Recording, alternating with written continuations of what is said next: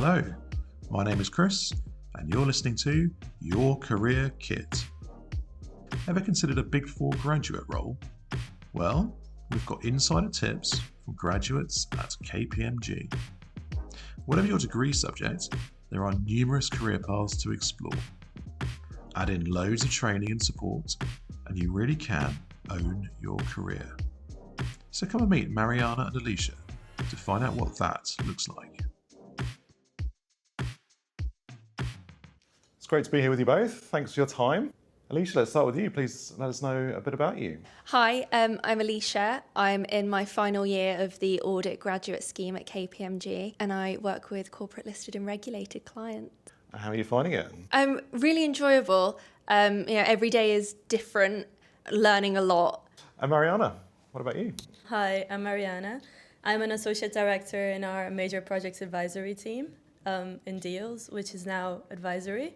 And I've been at KPMG for going on 10 years now. Excellent. So what does advisory mean to people who aren't familiar with that kind of terminology? What does that mean day to day? That's a really good question. It's a really broad part of the business. My team specifically does a lot of infrastructure. So for example, large projects like HS2, anything that's a large construction like building hospitals or that sort of thing, there's different parts of the project life cycle that require different type of assistance. So for me, I do economic modeling for these projects. So trying to understand what are the costs, what does that mean, and how we can deliver value for money. Brilliant, thank you.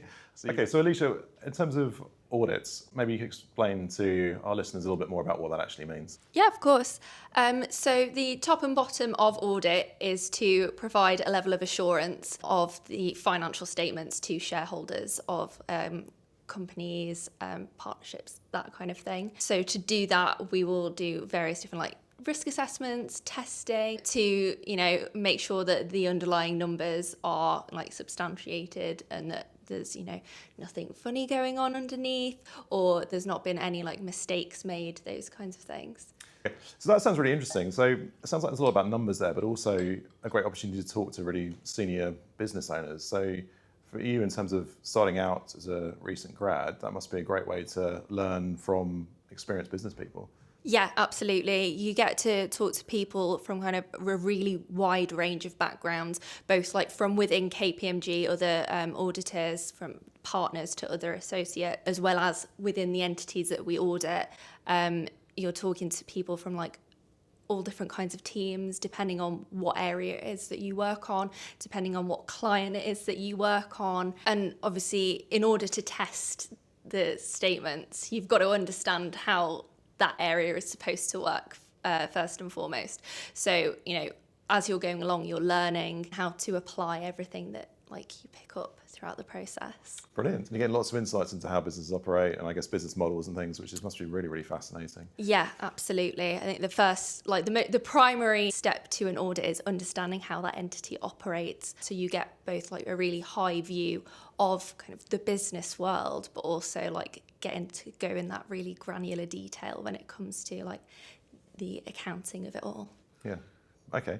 And it's not just number crunching either from the sounds of it. It's a lot of people to people work as well. So yeah, it's quite definitely. A varied role. It's so much more than numbers. Yeah. Okay. Okay, that's great for people to know. Fantastic, thank you. Okay, well, let's rewind the clock then to when you guys first started at KPMG. A lot of our student audience will be graduating soon, think about applying for jobs and obviously getting ready for that first day in role. So it'd be good to understand what kind of support there is that KPMG offer to new recruits. So how did you feel before your first day? So a mixture of emotions, really. For me, I moved to London as part of starting the scheme. So there was a lot of excitement around moving to a new city, I guess kind of getting the opportunity to start again in some aspects. But then also a lot of nerves. This was the first full-time job I'd had. I'd worked other part-time jobs, but nothing of a similar vein to this whilst I was at university. And I think, leaving the university environment to go and do a corporate job can be quite a big change. So there were definitely a lot of nerves there, but also a lot of excitement and a lot of I I guess, anticipation about, what's to come. Yeah, I guess who you're going to meet, but also the logistics you had to organise then to actually move yourself down here ahead of a job, find a place to live. Wow, so quite a lot going on. Yeah, it was definitely a busy period. Excellent. So how did KPMG help and support with that in your first couple of weeks? So over the first week or so, you have just induction. They're introducing you to kind of all the different support teams that are available to you, getting to know kind of the infrastructure of KPMG, how they work, so that you're like comfortable, you know who to go to for all these different things that you might encounter. And then the first year of our scheme is actually going to college and doing your exams. So then there's also the aspect of training that comes into that, in terms of learning all the kind of the technical stuff within your exams, so that you're prepared to then actually come in and do the client work. Okay, that's great. So I guess a lot of people think I've done a degree, but maybe I don't have all the skills to go and be grilled by a CEO on an audit piece of work. So I guess, getting those exams on your belt gives you that, A, the qualifications you need, but secondly, the confidence you need to then go in and do the job. Okay. Yeah, definitely. Excellent. What advice would both of you give to someone who's considering this career, they're unsure, a bit nervous about starting, maybe they got offered a place, very excited, but maybe a little bit of imposter syndrome there as well of, am I good enough to do this role? So any sort of advice or tips you'd give them? I think my overarching tip is just go for it, just do it. If you've already received an offer, it's because somebody here thinks that you've got what they're looking for, you've got what it takes. And knowing that person believed in you enough to give you that offer, should, give you the oomph to take them up on it and go for it. You don't need to have done accounting or maths or finance or things like that at uni.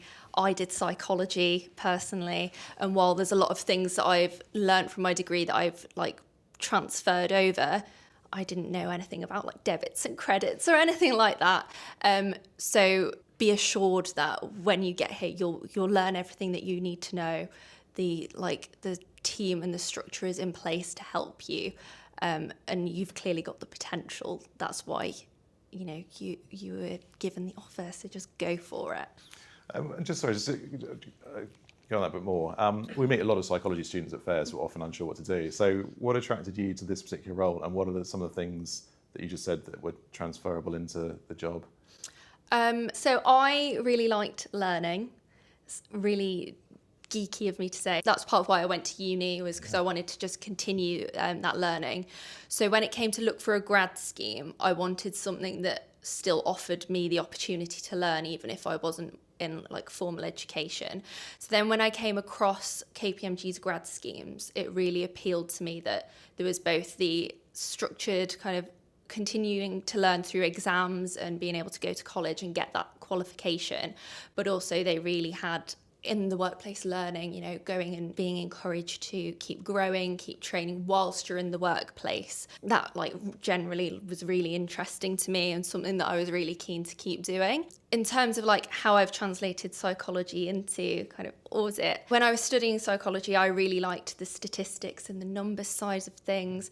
So I really tried to dig down into what about that did I like and what jobs could I kind of utilize that in, and it all just kind of fell into place and felt right that I could kind of continue to explore those aspects in audit. And obviously statistics is something that we still kind of look into as part of our audit planning. I guess risk assessment and stuff kind of leans into a lot of activities that I'd be doing in terms of when I was planning studies and replicating studies for psychology at uni. Those kinds of things, they all kind of have the same skills, and even just things like soft skills, like managing my own research projects at uni, that ties in really well to managing your own workload. Yeah, that makes sense. And I guess the psychology side is also around understanding different people. And I guess when you go into an audit, you've got no idea what kind of type of person you're going to be dealing with there. So the fact that actually you've got that background and understanding people's behaviour, presumably that's actually been quite helpful as well, has it? Yeah, definitely. I think auditors can sometimes have a bit of a reputation. Management don't always get excited to see us, let's say. So being able to manage that and be able to work with people that might find it easier if you weren't around is a really good skill to have that I think I've definitely leveraged from psychology. Yeah, brilliant. Thank you.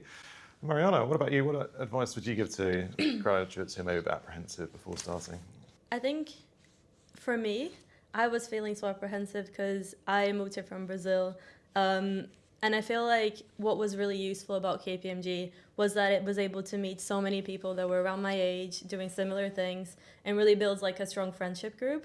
So I think like the best advice is like be open. I don't think people understand like, I mean, for me, it was almost like starting uni again because you meet so many people who are like doing the same things, like you're studying and everything. But there's so much socializing, there's so much relationship building.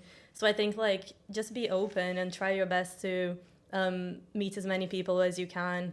And whether it turns out it's for you or not, I think you're going to leave with a really good relationships and a really positive experience. Yeah, I guess it's a big company, isn't it? A lot of people, the graduate intake's pretty sizable, isn't it? So I guess there's a lot of people there you can mix with, and you're bound to find people you will have something in common with and get on with. Yeah, for sure. I ended up meeting so many people that were also from South America. One of my closest friends now, he's from Colombia. I met him in the grad scheme as well. So you're able to find both like co-workers and people you can work with, but also people who you can relate to on deeper levels. And make those friendships. There's still an opportunity to meet like-minded people that whether you work together or not for a long period of time, they can still stay in your life. Fantastic. Okay, and just in terms of moving on from that initial starting point, as you go through your time at KPMG, what are the kind of mentoring setup they've got here to help you continue that progression and keep learning and developing? I think that's something that's been so strong at KPMG for me, the mentoring and the coaching. Both the formal ways, but the informal ways as well. In terms of formal ways, there's lots of buddies, like you'll have a mentor in your team, but also I lead the LGBT network. But when I first joined, I was just a member. And I had a mentor there as well who happened to be a director in a different part of the business. So through that mentoring program, I was able to learn more about what deals did and what other aspects of the business did and figure out what I could do once I finished my grad scheme. I enjoyed audit, but I knew I wanted to do something else afterwards. So by having these relationships with mentors and different people across the firm, I was able to learn about what different functions did. And I ended up being able to move right after my 3-year scheme because of that. And I think the more informal mentoring is also really present. For example, I met a partner when I was a graduate. I was still like a first, second year graduate. And I just thought they were really good at their job, really interesting. And I just came up to them and was like, would you coach me? Would you be my mentor? And she was like, yeah, let's meet once a month. Like, this is what you can do. And like through that relationship, I also like grew so much. So I think like that's what's really impressive. If you're someone who is willing to show that you're willing to work hard, that you're passionate, people will invest in you. So like the mentoring and coaching and the way that like you search for it yourself has almost been more valuable for me. But I know that there's so many different opportunities. And then like the third lens of it are the specific development programs. They have a yearly one for minorities and like different groups, like basically people who aren't British or for me, like being LGBT and that side of things, where they teach you leadership skills quite early on. So like how to network, how to build your network and that side of thing. And you also meet other people across the firm as well and like kind of build those relationships throughout the scheme. So I would say there's many formal and informal opportunities to develop yourself in ways that are outside of your day job. Amazing. Okay. And as I say, there's still so many people in the organisation with such different experiences and backgrounds and things. There's a lot to learn from a lot of different people. Yeah. I don't think there's ever been a case where I've been up to someone and been like, I think what you do is really interesting. Can you coach me on this? And someone has said no. That's nice. It's a culture of giving back and helping, other people in the team and in business. Definitely. It's not a sort of cutthroat, ruthless culture where people are just trying to get ahead the whole time. It sounds like they have to share and help support other people as well. But I think like because it's a people business as well, people see the value in like investing in people who are passionate and who like want to grow in that area. So it kind of like creates this culture where if you're interested, like people will put time to support you because that's what the business is about. And whether you end up staying in audit or you go somewhere else, like the point is that you're here and you're invested. Yeah. Amazing. Okay. Alicia, have you got an example of this you can bring it to life maybe at a time where you've had some guidance from someone who's helped you to take a confident step forward or a development decision? Yeah, absolutely. So I guess the most recent one is literally like a week ago. On my engagement. There's someone that I like really look up to. I think she's amazing at her job, and I'm very interested in staying on the engagement that I'm on for another audit cycle. I really enjoy it, and I went over and I asked her, like, she'd done it for several years. I asked her experience working on the different areas within the audit, and for her opinions, her thoughts on where I should move next within the audit. There's lots of scope to try like different areas and different engagements. So speaking with her was really helpful to understand, how to align the position that I'm in terms of the grad scheme and, finishing in the grad scheme very soon, how to align that with kind of areas of testing that would really continue to support like my growth within the firm, my learning from a wider lens. And from that, I was able to speak with one of the senior members of the team to express my interest in a specific area for the next audit cycle. So that was like really helpful to, kind of make a plan and, identify where it was that I wanted to go. And without her like insight into that, then that would have been a lot more difficult. Amazing. Okay. Thank you. And so Mariana, you've been here 10 years. So maybe talk us through a little bit about your experience of how your role has changed over that time. Yeah, this year's going to be 10 years, but I think the longest I've ever stayed in like one team has been 3 years. So I started in audit and I did the grad scheme, but as soon as I finished the grad scheme, I moved into what was consulting back then, and it was financial transformation. So that was looking at how to improve finance processes and how to do operational improvement for public sector clients. I was always very interested in the public sector side of things. So as soon as I could, I shifted into that side. Financial transformation was really interesting. And while working in that team, I got to work with different teams across the firm. One of the other teams was the economics team and the transport team. My background is actually in economics. So I always wanted to maybe leverage more towards that as opposed to the accounting throughout my career.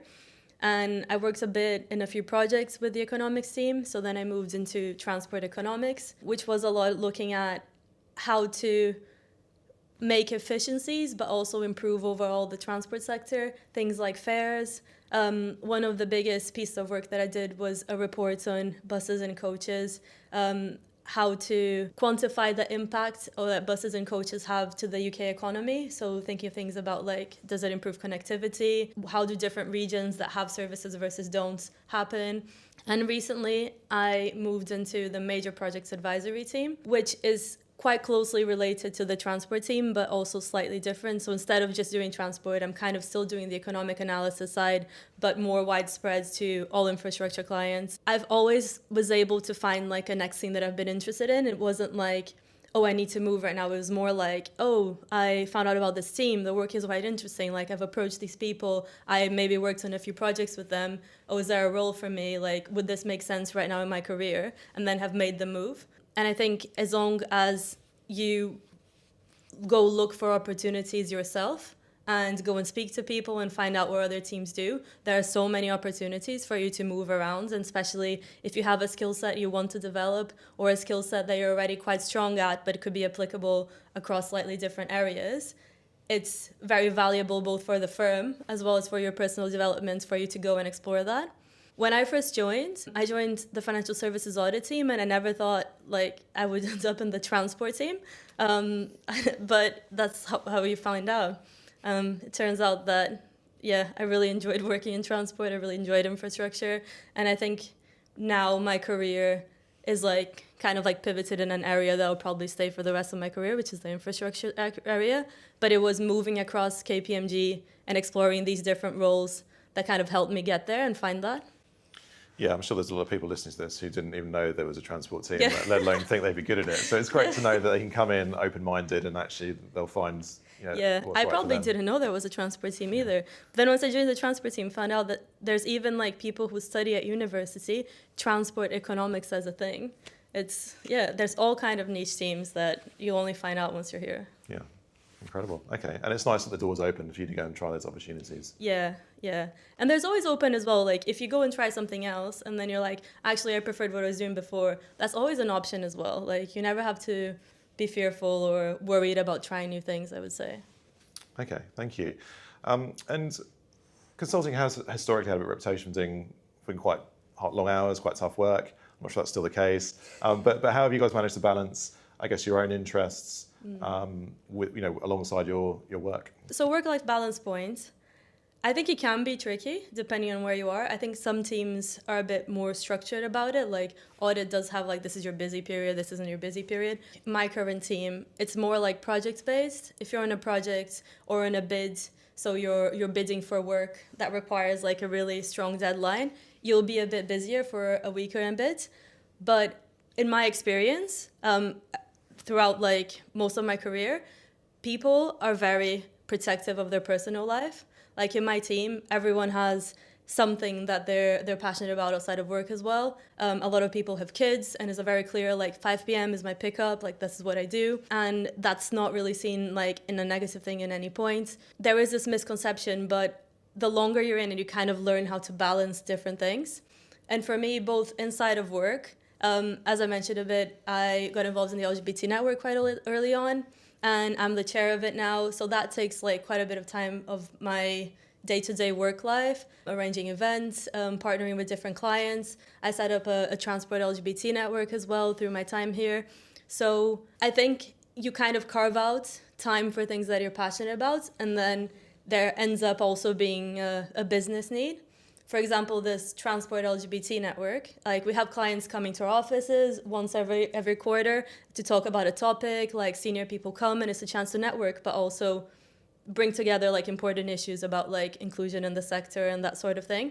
And because like I'm very passionate about that, I can make that a part of my day job as well. And outside of work, I also really value my personal life. So that's also a big part of it for me I've never really been willing to sacrifice, and I don't really think I can say that I've had to. Everyone has a life as well and wants to have a life as well, is my experience. Okay, that's great to hear. What about you, Alicia? Are there some of your interests and passions you've been able to explore as part of your role here? Yeah, so I think, a lot of the things I've got interests in, I've been able to kind of pursue even more as a result of being at KPMG. One area that I'm really passionate about is social mobility. And within, I think, the first couple of months of being at KPMG, even though I was, not in the office, I was off doing exams, I was able to support with one of the flagship events for the Social Mobility Network. And that was kind of, I guess, the first moment where I really felt like I was able to kind of get involved and pursue things that I was passionate about. And there's lots of other aspects to KPMG that allow you to do things like that. So, alongside social mobility, I'm also really passionate about kind of student outreach and like helping people find, what jobs might appeal to them. So I'm also a student recruitment ambassador and things like that. And I'll help out with things like this. That's like another aspect that I'm really passionate about that's not necessarily like a core part of my day job. I'm also on the Next Generation Voice Committee, and that is kind of a group that specialise in like careers progression for like early careers individuals, so like graduates and people that have recently finished like the grad scheme, as well as people who've recently finished the apprenticeship scheme. So I get to feed my passions into that around my interests and turn it into like events and things that are really going to help other people within the firm.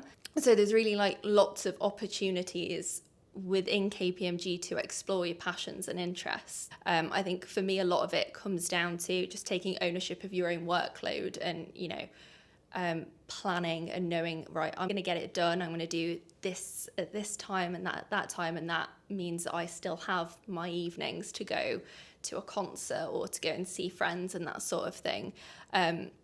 So I definitely feel quite strongly that although audit or even consulting has this reputation of, you're working all the time, that's not been my experience. And, you're definitely able to kind of protect some of your own time whilst also acknowledging that, you're busier at some parts of the year than others. Yeah, of course, it'll be the same in most jobs.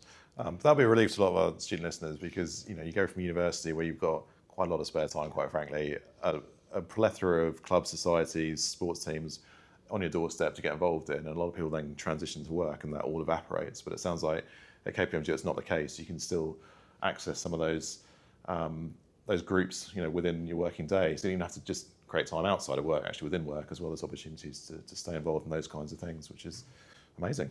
Yeah, absolutely. Yeah, fantastic. Okay, so there's loads of ways of shaping your career at KPMG from what we've heard. So in terms of a student looking to apply, there's a variety of different schemes from audit, tax, business, consulting, there's tech roles. They might feel a bit of pressure to, which one do I apply for? But from what you're saying, it doesn't matter too much. Like, pick what you're interested in, and then there's scope to change that depending on how you actually find it. Is that a fair assessment? Yeah, I would say, like, sometimes you don't know what you might be interested in. So in terms of whether it matters what you apply for or not, I mean, to a certain extent, because you'll be there in your first 3 years, but I think it's also an opportunity to explore and find out different things. So I would say try to find something that works, but also I can say I initially applied for public sector audit. I ended up in financial services for my first 3 years, and that was completely fine. As soon as that ended, I still managed to move into the sector that I wanted. So even if you don't end up getting exactly what you had your mind set to, it still works out fine. There's still opportunity to move into the sectors you want to move to, like, later down the line. It doesn't mean you're stuck there forever. Yeah, okay. So if you want to own your career, there's a way of doing that. There's different paths you can take, and you can make decisions. You shape it. It's not imposed on you. Yeah, definitely. And I think owning your career means something different depending what stage of your career you're at. I think probably early on in my career, owning my career was trying to learn about different teams, trying to network and meet as many people across the business as I could, trying to raise my profile, build a profile internally and externally with clients. I think right now, where I am as an associate director, owning my career looks more, where do I want to prioritize? There are so many different propositions in my team. So for me, I'm really interested in sustainability and business cases. So how do we improve the business case process to embed more sustainability? How do we influence policy at the same time as, like, helping our clients follow it? So, like, thinking about working with governments and clients that are very close to government. So prioritizing, building those propositions and putting the thinking in, thought leadership, as well as delivering client work, as well as building the team, as well as building my network. And it's a lot about managing those different, almost like inputs into my career and what success looks like for me, and making sure that I'm delving into all of the separate ones, as opposed to where I was at early on in my career, which was more figuring out what I want. Now it's more, how do I show up the best, and what are the different propositions and areas that I want to invest in the most now that I'm in a sector and in a team that I'm really happy with. Amazing. And I guess in terms of getting that satisfaction from work and feeling like you've made a difference and had an impact, have you got any examples of where you feel you've done that at KPMG? Yeah, definitely. I think for me, it was always quite important to feel like I'm making a difference. Growing up in Brazil, I think something like, even like the infrastructure side was never that developed. Like, there were such basic things. Like, when I started working in transport, I was thinking about this, like, getting to school, if you don't, like, have a car, or, like, you can't afford it, like, even that, like, is difficult. So, like, basic infrastructure not being there really impacts you. So now to be able to work on projects that are directly influencing that feels like I'm making a difference. I think a really good example is probably in the COVID-19 crisis, where I was working with the Department for Transport on their transport policy, so trying to source enough tests to help the transport workers get to the stations and be able to work, so that stations could stay open, so that people could travel home in Christmas and see their family. So these projects where government or public services really need emergency help or, like, assistance right now, being able to help with that and come up with a solution that keeps the country running feels quite impactful and something, to be proud of. Absolutely. Yeah, you had a real tangible impact on the lives of a lot of people. Yeah, and you can see it, like, people being able to take the train. There's a very clear, direct impact. Definitely. What about you, Alicia? I haven't been here as long, but do you feel like you've made a difference already? I'd like to think so, yeah. I really love the Make the Difference message. And for me, that really looks like everything that I do, kind of leaving things in a better position than before I kind of came in and did anything. So like on a day-to-day basis for me, that kind of looks like opening the audit file and knowing that whatever I'm adding to it, or any changes I make, is leaving that in a better way. But then like on a grander scheme, doing things like this, I feel I'm making a difference. I'm helping like students, become aware of careers that they might not have known were available to them. When I've been doing things for the Next Generation Voice Committee, I feel I'm making a difference to other like early careers individuals within the firm. So I think for me, making a difference is really showing up in lots of different ways throughout my time at KPMG. Yeah, it makes sense. It sounds like there's a lot of ways in which you can do that, both within the actual day-to-day job, but also your interests and passions outside of it. So That's fantastic. Well, thank you both so much for your time. Really appreciate it and your insights. I'm sure our listeners have got a lot to take away from that and learn. So it sounds like KPMG, it's not just a graduate job. It's not just something to do when you finish. It's a training program and a full-on career where you can spend your whole career here, but doing a variety of different things. So it sounds like an incredible place to work. Yeah, and also somewhere where, for me, like if you're not naturally from here, a place where you can find people and make friends and build connections that are wider than work. Yeah, brilliant. Thank you both. We hope you enjoyed listening and picked up some invaluable tips or advice. If you did enjoy, be sure to subscribe so you don't miss out on any future episodes. If you're looking for student jobs, be it part-time jobs, gap year roles, apprenticeships, internships, placements, or graduate roles, head to e4s.co.uk. See you next time.